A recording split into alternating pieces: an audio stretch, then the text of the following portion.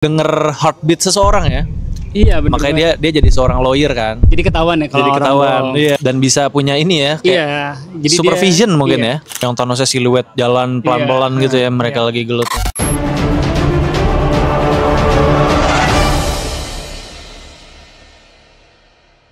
Halo Movie Mania, balik lagi dengan gue Verza. Dan gue hari ini gak sendiri lagi nih. Gue lagi bareng sama Noval. Oke, jadi ini Movie Mania. Noval ini adalah seorang tim reviewer dari genre apa, Val? Genre superhero. Di video kali ini sesuai judul ya, Val ya, kita bakal ngebahas superhero Marvel dengan disabilitas. Karena kemarin kan baru banget selesai tuh ya series Daredevil ya. Daredevil. Nah, menurut lu gimana tuh, Val? Kalau series Daredevil tuh, Val? Seru sih, karakter Daredevil ini selalu seriesnya menarik lah. Baik yang di Netflix ataupun yang sekarang Daredevil Born Again. Bagus sih menurut gue. Bagus ya. Udah gitu kalau menurut gue pribadi nih ya, itu kan bukan multiverse-multiversean lah. Jadi emang back to basic Marvel ya. Iya, mungkin ya. street level lah ya. Street level, ya betul.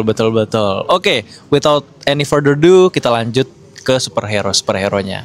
Mungkin yang pertama dari Daredevil itu sendiri, Val ya. Udah jelas ya. Daredevil ya, udah jelas ya. Ini dia memang kan penyebab awalnya kalau di series Daredevil versi Netflix itu kan dia karena nyelamatin seorang kayak kakek gitu ya. Iya, kayak kena zat radioaktif gitu lah zat ya.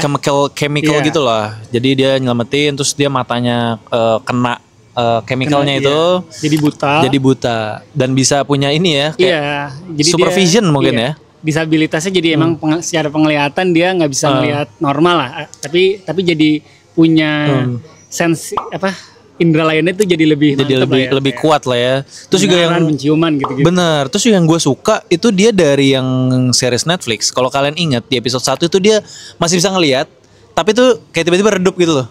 Iya. Redup itu, wah itu keren banget sih pove dari matanya si Matt Murdock itu ya.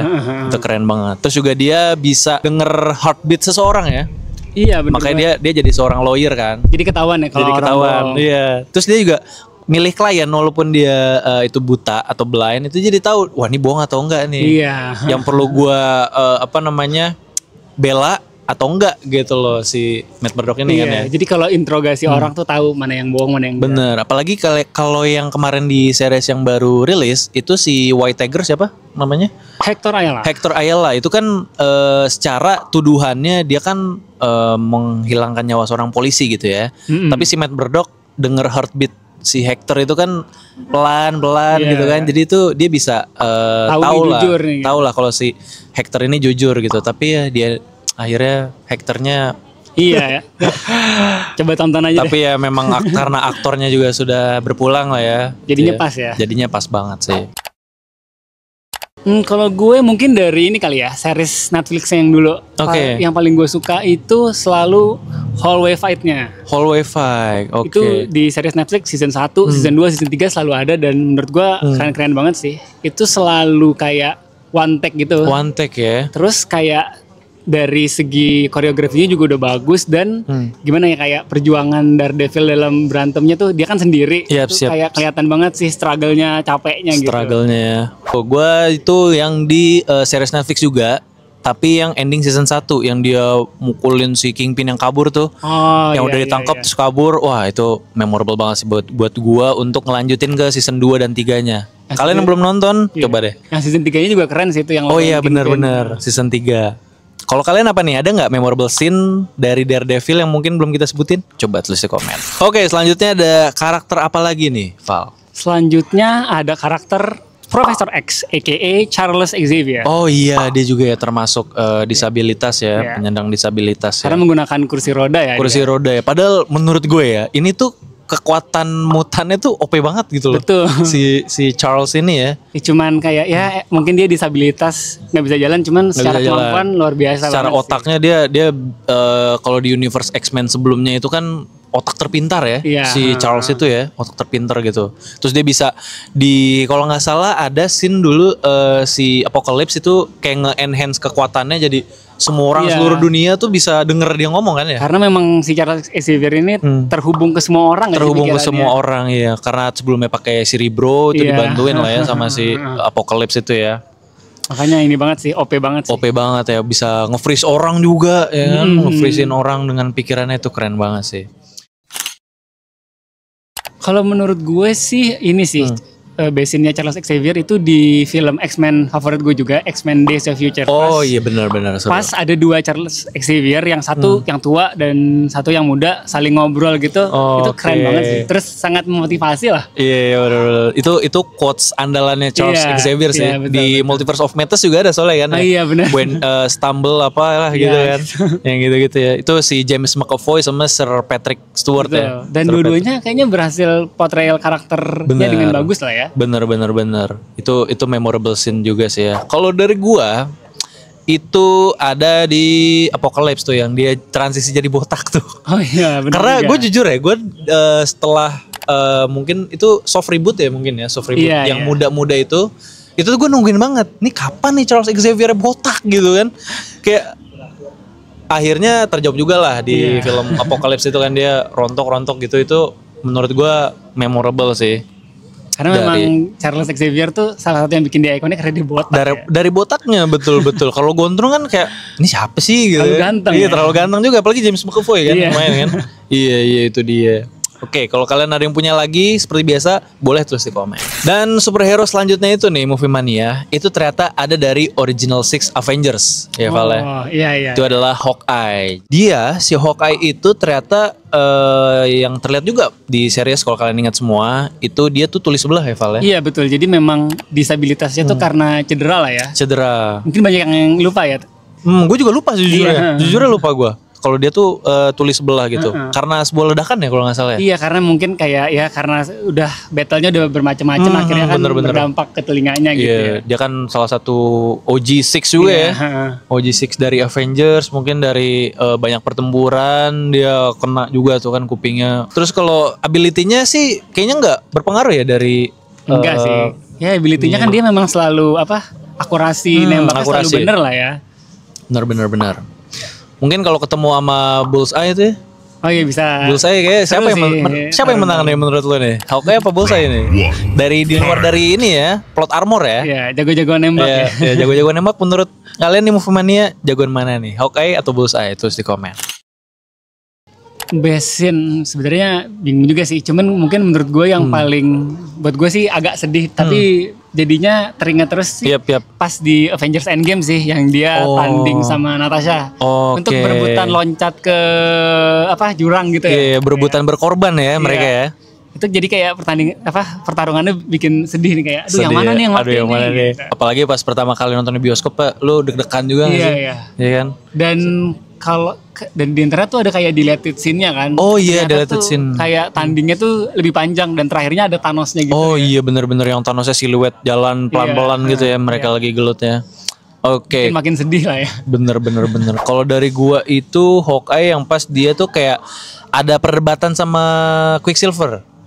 Oh di Age of Ultron. Dia kan kayak you didn't see that coming gitu tuh memorable banget kan sama kayak di callback callback sama Quicksilver, tapi akhirnya si Quicksilvernya berkorban buat si Hawkeye itu kan akhirnya gitu. Akhirnya kan nama anaknya kan dari namanya si Quicksilver juga ya. Oh iya, siapa tuh namanya? Pietro. Iya benar, Pietro. Lanjut nih Val, ada siapa lagi Val? Selanjutnya ini juga ada nih, karakter ini debutnya di series Hawkeye. Ada karakter Echo. Oh iya, Echo. Atau iya, Maya Lopez. Maya Lopez ya, benar. Karakter ini tuh sampai dibuatin mini seriesnya juga sama Marvel. Oh iya, benar di Disney ya, Disney ya. Dia itu mungkin kalau yang nggak tahu, dia disability-nya ini ya, dia tuh bisu dan tuli. Denger lah ya, tuli. Jadi emang ngomongnya pakai bahasa isyarat. Dan aktornya juga, aktrisnya emang ini ya, disabilitas itu ya. Betul. Tapi dia ability-nya tuh apa sih? Kayak agent gitu berarti ya, si Echo ini kurang lebih ya. Iya sih, ya semacam kayak jago lah dia teknik berantemnya, martial arts-nya gitu-gitu ya. Meskipun dia nggak bisa denger dan ngomong, mungkin dia secara ability ini sih dia bisa kayak reflect kemampuan musuhnya gitu. Oh iya benar. Kayak mirip-mirip Taskmaster lah. Taskmaster. Oh iya, bisa niru-niru gitu ya. Makanya dia dari segi skill bertarungnya jago. Oke. Kalau gue ini sih mungkin dari mini seriesnya ya, yang pas scene dia tanding sama Daredevil. Ya itu koreografinya bagus aja sih. Terus kan dua-duanya tuh kayak superhero dengan disabilitas. Oh iya benar. Gitu kan. Saling gelut ya. Kalau gue ini Val, ada yang pas dia tuh ketemu Ronin. Oh. Yang ketemu Ronin tuh dia juga kayak nge-callback kita juga di Endgame kan, itu si Hawkeye itu jadi Ronin, terus akhirnya dia pokoknya di scene akhirnya tuh si Clint-nya tuh buka topengnya kan akhirnya, terus dia kayak baca gerakan bibirnya gitu kan. Terus memang interaksinya dua-duanya pakai bahasa isyarat iya, juga gitu kan. Betul. Lanjut lagi ada karakter sebenarnya mungkin orang suka lupa kayak dia tuh ada disabilitasnya, yaitu siapa tuh? Doctor Strange. Oh iya, Doctor Strange juga ya. Iya, masuk juga meskipun dikit lah ya disabilitasnya. Dia kan semacam ada tangannya lah. Kerusakan saraf ya, kerusakan saraf gitu karena kecelakaan ya awalnya yang di film Doctor Strange 2016 tuh ya. Iya betul. Jadi dia tremor. Sebenarnya sampai sekarang tuh masih tremor berarti itu tangannya. Iya, kan udah nggak bisa jadi dokter lagi. Oh iya benar. Jadilah dia penyihir ya. Jadi dokter, jadi penyihir akhirnya. Oke siap, bang dokter, bang penyihir ya. Oke. Terus ability-nya nih, ini mungkin banyak orang yang bingung juga lah sama Doctor Strange gitu ya. Dia tuh ability-nya apa sih selain bikin piring doang di tangan gitu? Piring.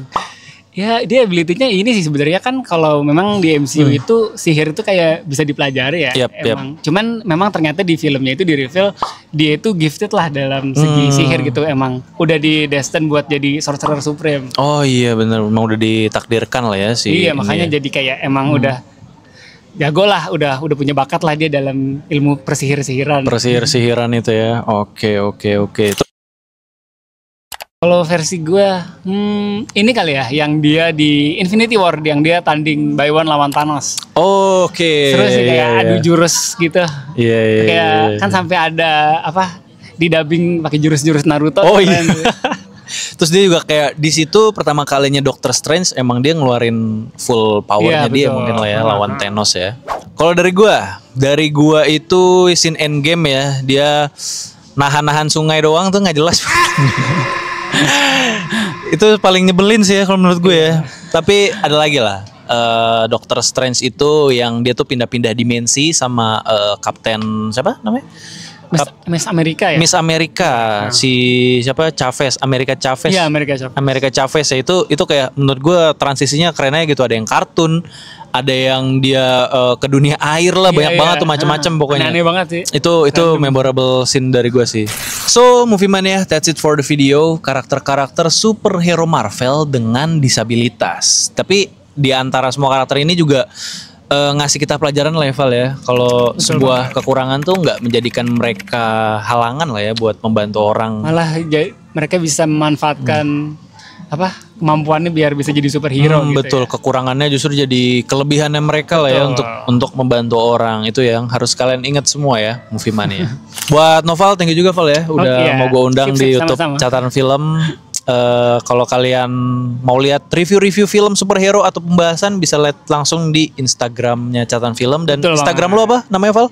Novali 27. Novali 27. Oke. So pastiin kalian udah like, komen, share, dan subscribe Catatan Film biar nggak ketinggalan info dan konten menarik film lainnya. Dengan gue Verza dan gue Noval. See you in the next video Movie Mania. Dadah.